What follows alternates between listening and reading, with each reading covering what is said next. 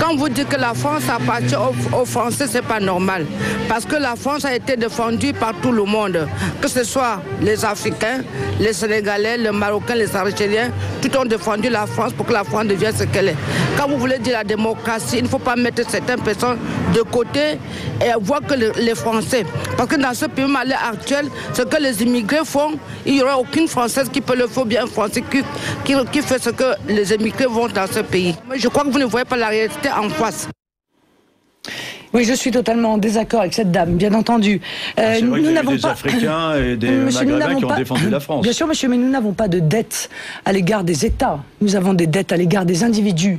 Il y a effectivement des Français, parce qu'à l'époque, ils étaient Français, on oublie peut-être pour un grand nombre d'entre eux de le dire tout de même.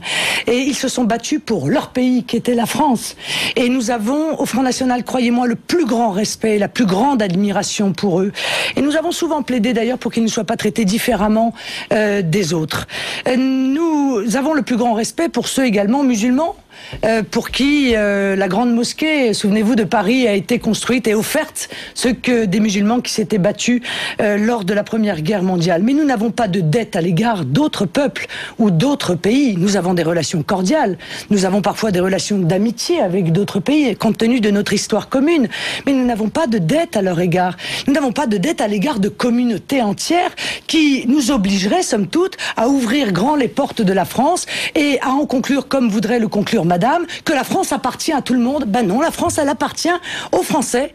Je suis désolée de le rappeler, je serai probablement la seule à le faire dans la classe politique, et c'est la raison pour laquelle je ne m'en priverai évidemment pas. Quand elle dit les Français ne feraient pas ce que font les immigrés, ça veut dire quoi? Que elle croit, mais en cela, elle croirait comme un certain nombre d'élites françaises, que le peuple français est quoi? Paresseux, qui veut pas travailler, qu'il ne veut se déplacer que quand il est non, ce qui est vrai, c'est qu'il y a 300 000 ou 400 000 emplois, je ne sais pas, qui ne trouvent pas preneur. Eh oui, il y a 400 000 emplois parce que ce sont des emplois qui sont payés à des salaires dérisoires, monsieur. Et alors, comment on fait pour qu'ils soient payés à un bon salaire? Eh bien, on arrête l'immigration.